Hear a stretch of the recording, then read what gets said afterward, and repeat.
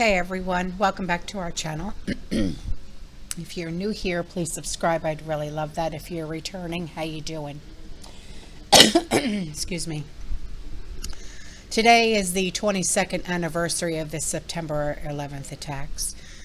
Do you remember where you were and what you were doing at the exact moment when we were attacked?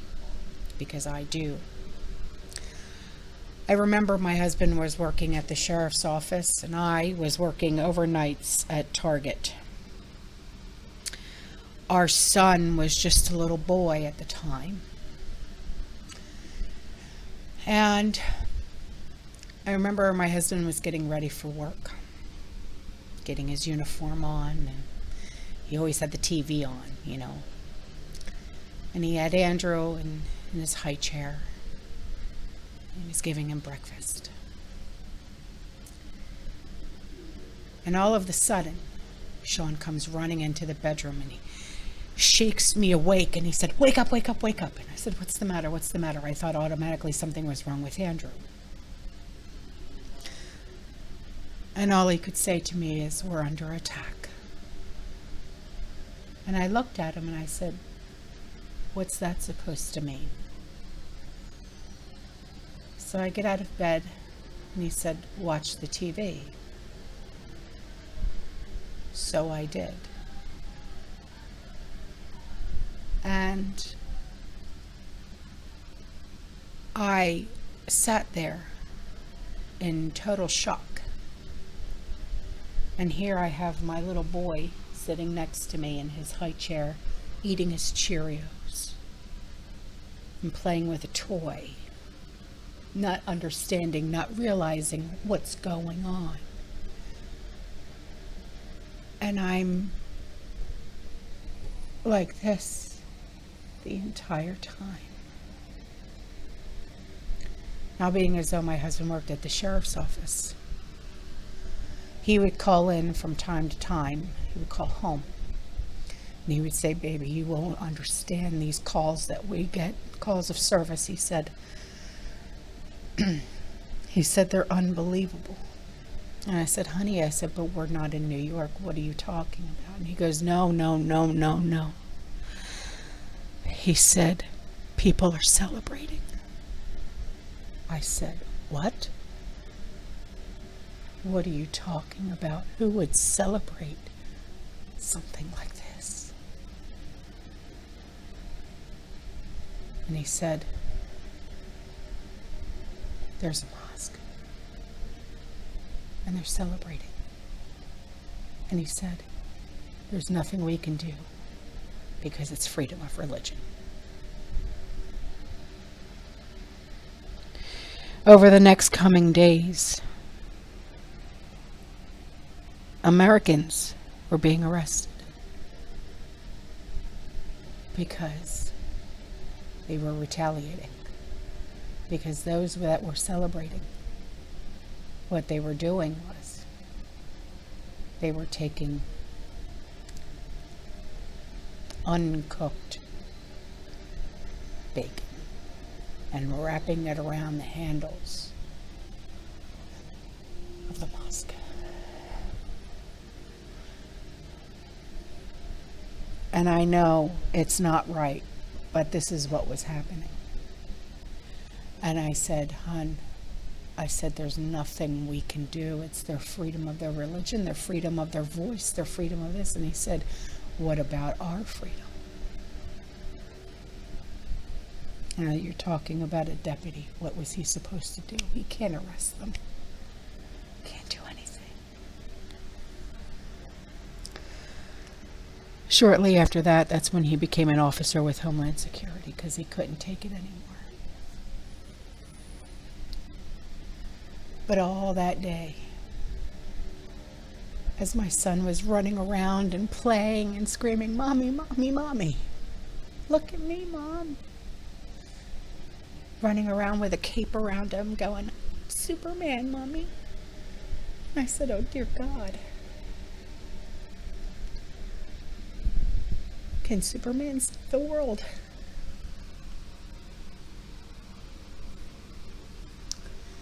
So That's my story.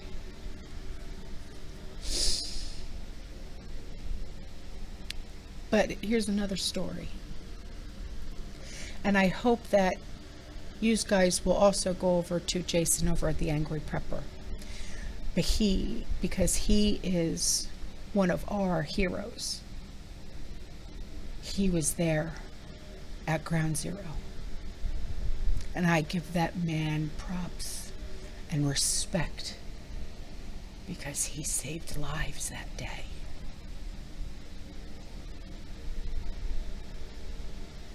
You're awesome, Jason. Never forget. But here's a story that I want to tell you about a man. His name is John Barra. John Barra was working for a New Jersey public broadcasting station when he traveled to New York City for an interview at the top of the World Trade Center. John Barra, his television producer, was set to visit the World Trade Center on 9/11, but a last-minute decision saved him from being there. He rescheduled the interview for the day before, not knowing that the same towers that he visited would be reduced to rubble within less than 24 hours. He kept his visitor pass as a sobering reminder. Now, it took John 8 years to confront his memories and return to the site. The week before 9/11, John told his parents about how excited he was to visit the massive complex of skyscrapers. He said, "I've lived my entire life in New Jersey." Same here. Atlantic City, yay. And he said, "And I've never been to the World Trade Center. I was there once." I was. He said, but on that day of the scheduled interview, a world-altering tragedy struck the city. A jet plane that was hijacked had smashed into the Twin Towers, leaving thousands of workers in an impending catastrophe. Now, as far as John's parents knew, their son was one of the people that was trapped inside. Phone lines had gone dark throughout the tri-state area, and people were left glued to their televisions to try and understand what was happening. Now, among the horrified onlookers was John, who had made that last-minute decision to conduct his interview the day before. And he realized that it could have been him inside that building, and tried to process his near miss while checking on family and friends. Now, over 2 decades later, he somberly remembers that fast-paced office space that was once brimming with bright-eyed employees each time September 11th comes to pass. Now, for someone who was not directly involved in it, he said, it has still affected my life and my friendships with those people who were in the van with me that day. Now, John still keeps in touch with the television crew that he was with the day before that tragedy. And he has held on to that pass that he got as the World Trade Center door was a sombering reminder. He remembers a now heartbreaking conversation that he had in the building with someone who he doesn't know made out alive or not. He said, the most emotional part for me was when we were parking at the bottom of the Trade Center on the 10th. He said, we were walking to one of the guards about talking to them about the previous attack that had happened on the Trade Center 10 years earlier. And the woman that they were talking to said, this building can survive anything. Now, after the disaster became apparent, John's team was one of the many brave crews that ran directly into the fray to help keep America up to date. And he caught wind of the news before he got to work, and he recounted feeling racked over the decision to join them or stay put in New Jersey. He said, I was torn between my job as a producer and my existence as a human being. And he said this, noting that he had no clue if the onslaught was over. Now, John remembers the sense of duty that overcame those working in the media as he watched their work from behind the screen, while it took John years to return to that site and finally confront his memories his parents visited not long after the dust settled as well. He recounted the moment that he walked among the wreckage. Nearly 3,000 people were lost that day. And fire crews and other emergency responders spent over 24 hours sifting through the rubble to look for survivors. Now, around 27 hours after the towers fell, a woman by the name of Janelle Guzman McMillan was pulled from the wreckage after the North Tower crumbled over top of her, making her the final survivor. Through the scars from the day are still painful. John said 9/11 united this nation in a way he has never seen again.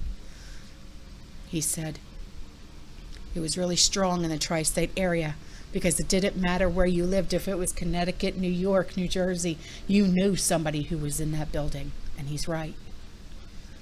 And even people who didn't know anybody in there was just like, what do I do? How can I help? Can I donate blood? There was this great positivity. People didn't know what to do, so you had to rely on each other. And he said, that was the last time I've rarely ever seen that.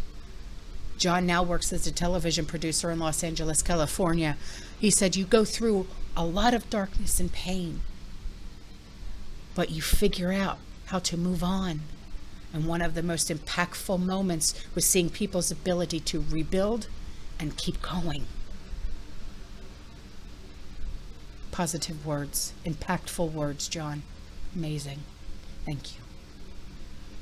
So please, everybody, head on over to Angry Prepper's channel and just say thank you. Thank you for being you. You're awesome, Jason. Thank you for saving lives that day. All right, guys, I'm out of here. I will see you in the next one, okay? You stay safe, you stay positive, you keep prepping, and as always,